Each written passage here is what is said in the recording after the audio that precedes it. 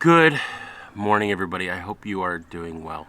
I hope that as you guys are celebrating Christmas and the end of the year, you guys are able to find the joy. This season can be pretty overwhelming.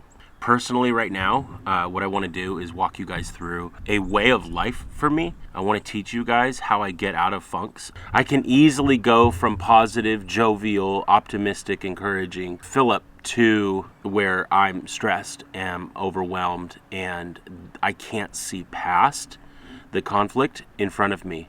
Today, I want to kind of just share with you guys this problem that I have currently, physically, now. That problem is that I don't feel like, I didn't accomplish my goals this year.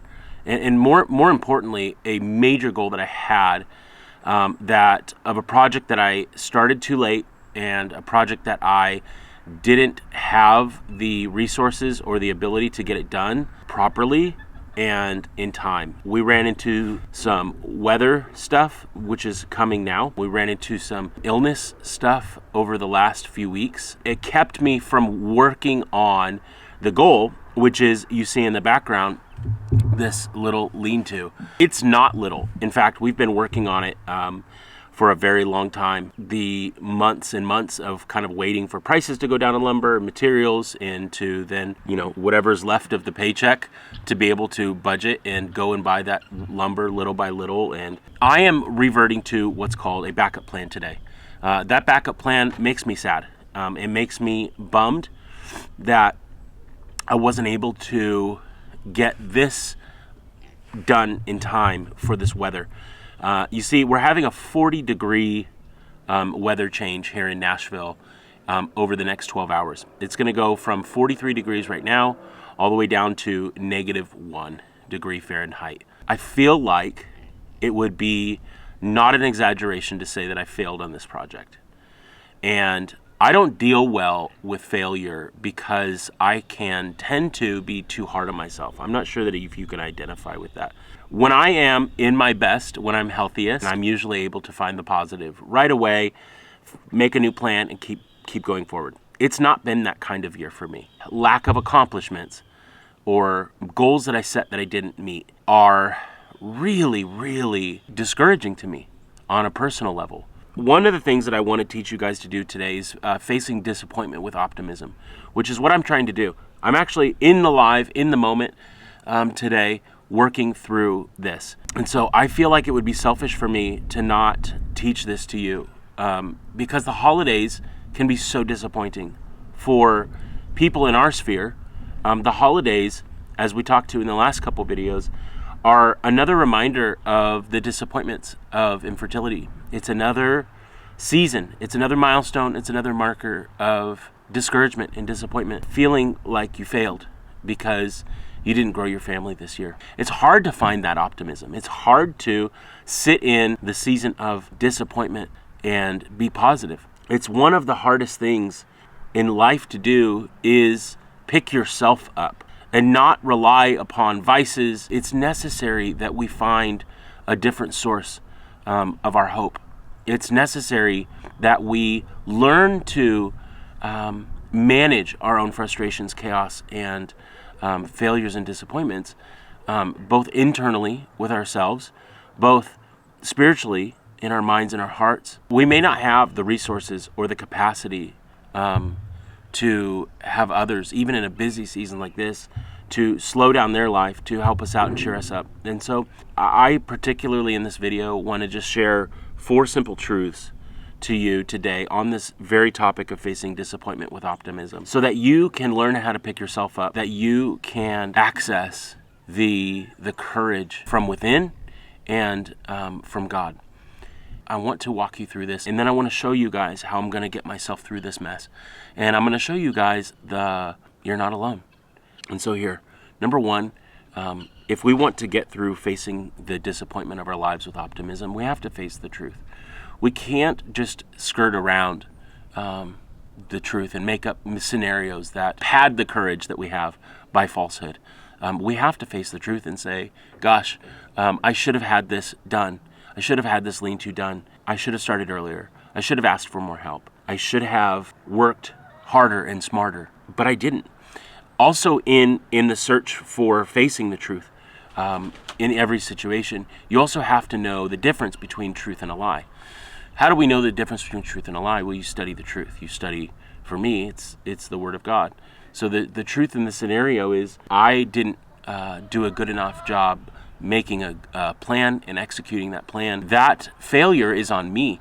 The lie would be I'm not good enough. The lie would be I don't have enough skills or friends or resources. The lie would be that this defines me. That just because I didn't get something done in time, that means that my whole existence and being is less than valuable, or that I don't deserve good things in life, or I don't deserve blessings from God because I have failed. That's a lie. And you have to know what that truth is. You have to know the truth, which is who you are. But you have to know that there is a great deceiver that can be within us, in our minds. When we spend our life looking and living in the world, as the world does, as culture does, it begins to change our heart and our minds. And it allows things into us that cause us to believe maybe just a couple degrees off from the truth. And when that happens, that questioning and doubting comes in, and you lose the source of truth. You lose your center point. You lose your north point. You lose that significant right and wrong. That barrier between a lie and a truth becomes blurred, and those lines become questionable in your own mind. And so we have to study the truth, and we have to know when we're believing in a lie. And right now, I have been, over the last probably week, believing in a lot of lies. I have to nip that in the bud, as Barney Fife says. And I believe in my heart that I'm not a failure. I believe that this is the first barn lean-to that I've ever done. I didn't grow up with a contracting background, but I've been able to, with an incredible amount of grit and optimism and belief in my heart that I can do all things through Christ who strengthens me, I take on tasks, and sometimes I take them on bigger than I should. And then when I feel like I have failed, the lie that creeps in is, you're no good. Those are all lies that we begin to take in. The next thing is, after you face the truth, you have to remember the plan. You have to remember the promises and the dreams that came before the disappointment. You have to realign yourself with the road that you know that you were headed towards. Sometimes we don't know it, and we get into seasons of funk, and we get into seasons of distraction and chaos, disorder, and we get so tunnel vision that we forget to have and take off our blinders. We forget to be interrupted and lose my train of thought. No, it's good. Get super frustrated because I lost my train of thought. Merry Christmas. Merry Christmas. Love you guys. Go to your little party. 2 parties today. 2 parties. Have fun. Okay. Merry Christmas. Merry Christmas, and I'll be out here. Love you. I love you. You're really pretty. I wish I could stay here with you. Do you? And help you. No, really. I love my farm. Do you want to add anything to this? I don't know what you're saying, but I'm sure it's super encouraging because that's what you do. Whoever is sitting down and needs to hear it, I hope it's a blessing. Some of you need to pause and breathe and take in the encouragement and feel the positivity of this season and be reminded. And it's so easy for us to be overwhelmed and stressed. But for those of you who get to sit here, breathe yourself. You are so lucky. Love you guys. Okay. Love you. Drive safe, please. You have to realign yourself with the road that you want to be on, not the one that the enemy wants you to be on. You see, God's plan is that we do the simple things that He's aligned and designed for us to do so that we can love God and love others and love ourselves. It's very simple. When we get off track of that, even by a few degrees, we saw what happened with the Titanic. You see what happens if you're just a couple degrees off for long enough when your blinders are on and you're so unaware of the world around you, you can spend years in oblivion. If we don't remember and look back constantly and reassess the vision and reassess the goal, in the book of Nehemiah in the Old Testament, it talks about how the leaders came together every 28 days to remind the people of what they were building and what they were doing, why they were doing it. If we don't remind ourselves once a month of why we do what we do, we'll get off track. We'll get off course. If we just think that life is about this activity frivolously headed towards this thing that we call success, and we've contrived in our minds that that's valuable, it can be so easy to just get into a mode of selfishness and egotism, or even blindness, without reassessing our goals, reassessing our vision, re-looking at where we think we need to go, where we've decided, where we've prayed through, where we feel called to. If you look up because you've not reassessed that vision, you've not reassessed your life, you've not reassessed and asked yourself why, and answered the same question of, yes, I'm on track.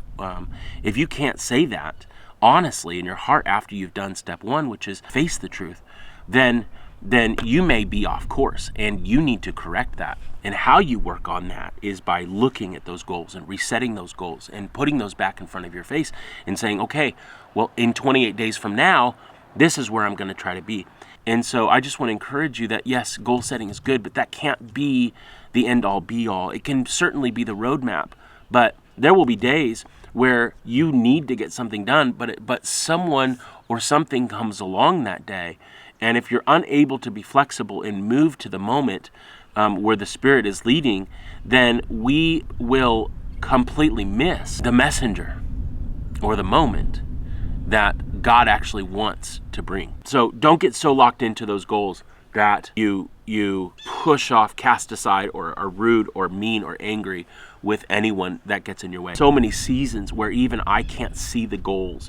I can't see, the blinders are so heavy on me. That's a very human element, is not being able to know what's a good distraction that's worth taking your time off of your plan, and what is a distraction that God has given you for that day. I'll give you an example. I was headed to a meeting and I saw a FedEx driver. They were like off of an embankment. Basically, like one of their tires was in a culvert. I drove probably 150 yards past, got on my brakes, and I was like, I might be the only truck to stop. And so I went in reverse and I went up to this lady, and long story short, I got to pray with her, I got to help her, I got to get her unstuck and get her back on her way. She shared how meaningful that was. There are going to be moments where you're on your road to a destination, and something is worth that time to slow down. It's usually if someone's in trouble. It's usually where your time could be better spent serving, helping, fixing, and loving on others. Those are the days, those are the moments that you are well spent in distraction of against your goals and towards being able to help someone else. Okay, let's get back on track. First, face the truth. 2, remember the plan and get back on that plan. Infuse yourself with courage. There's a lot of ways to do that. We can't completely depend upon ourselves to be our source of courage. That would be faulty thinking, because we are human and we need others and we need community. You need to use sometimes the past successes. For me to be able to say, this was a failure, but then say that right here, this garden, I was able to do this. This was a success. It looks dead right now because it's winter, but I was able to put these posts in the ground. We have learned so much. And so for me to say I can't build anything, I should quit, and I should never try to build another thing again, that would be such faulty thinking. Because I'm able to look back and say, I have been able to make accomplishments. I have been able to raise animals and keep them safe. I have been able to garden and grow our food and put meat on the table from our land. And so I have to look back and I have to say, man, I've been able to do things successfully here. But you got to take those past successes. Every season that God has given us has a life cycle. And so the tears will end and the discouragement will end one day. And it will be joy one day. It will be warm again one day. And we may tomorrow morning wake up to -1 degree, but that doesn't mean that in 6 months that it's going to be that cold again. This is in Antarctica. And so those seasons have to teach us lessons. And we have to use baby steps to get us there sometimes. Sometimes I can't just look at that lean-to and say, well, I need to put on every rafter today. Well, sometimes the failure of my thinking and the failure of the immaturity in me or the impulsiveness in me makes me think I just want to snap my fingers and have it done. I don't know if you've ever thought that. It's so daunting. It's so frustrating. It's so time consuming. And you can't take joy in every little board or every little nail. And you can't see the success that every little screw into that barn means to the future of the whole thing. It's sometimes hard to look at the micro. It's sometimes really hard to do that when you're just discouraged and you've lived in a season for so long, like infertility, where your prayers are not answered. And it's hard. It's so hard to not just think, I want to snap my fingers and have this project done. That's the reality of life. That is what is, that's what makes us so human, right? Is that's why we have to go and ask God and read the Word and to be in community with others and go to church and regain this perspective, which I believe is healthy, which is God has the answers and we don't. And we can't rush it. We can't sprint all day, every day, and have energy tomorrow. Just put one foot in front of the other and be grateful for that. And try one little thing and look back at that and say, okay, that was a win. And then tomorrow, let's do a little more win. And then this afternoon, let's do a little more win. And then as you're doing this, you're building the steps to the place of success, but it's not coming just as one. We're not giants. We can't just step once and be and arrive. You have to just take little steps, and you have to be grateful for every little step. Be okay that it's going to take a while. Don't rush it. And that will bring you the encouragement. Okay, so we've gone from facing the truth to remembering the plan to infusing yourself with courage and community and others, and then restart with worship and positivity. So as we restart to get back on track with worship, with positivity, we have to be able to say, you have no failures, you have no faults. You give us good gifts. You have given us a beautiful world. As you begin to call out the value of God who placed you here on earth in this time, in this place, when we are our healthiest, we can praise God, serve others, and serve Him in the healthiest, in the best ways possible, with more capacity than we've ever had. And that's why we strive for health. He's the one that got us here in the first place. And I believe that breathing with difficulty is better than living without a breath. Let me wrap this up. It feels good for me to be able to share these things, because even as I share it, even as I talk it through, I'm reminded of the things because this is my practice. This is what I do to get myself out of a funk. I have to face the truth. I have to remember the plan and get back on track of that plan. I have to infuse myself with courage so that I can get back to a place of worship. And then I have to get back and restart my life in a place of worship and an attitude of surrender, in a posture on my knees that says, okay, God, I have value, but you have the most value. I will start my day on my knees in prayer because I believe that your path and your direction and your design for me in this world is greater, that even when things are failing, even when things are hard, even when things feel misaligned, even when things feel discouraging or lost or a failure like this barn, I know that with God all things are possible. And I know that just because I'm stuck now doesn't mean I'm going to be stuck tomorrow. If God's done something good in your life once, He's going to do it again. He loves to give good gifts to His children. He loves to bless us. And He is for us. He is not against us. He has so much love for each and every one of you. And so wherever you may be, if you're in a season of discouragement, in the midst of a time like a holiday, when you should be happy, things should be good, you should have a good attitude, it's okay to be down. It's okay to feel the feels of discouragement, to face the failure, and then to make a plan and look back and adjust it, and then baby step your way back into it, and then finding the courage to keep running the race, and then being able to infuse yourself with positivity through the worship of God. That's the only way that I know how to face disappointment with optimism. It's the only reason that even when I am at my worst, I can still smile. I can still know that all things are going to work out for the good, because I love Him and He loves me, and He has a purpose for me and for you, and He loves His children, and I am His child. And then I think about my girls when they are weak and crying? Do I not want to comfort them? Do I not want to love them? Do I not want to embrace them and infuse them with courage and hope? I do. I know that that's in his nature too. To see his son struggle, to see his children, his daughters struggle, to see them face their failure and say, look how far you've come. You can keep going. Don't quit.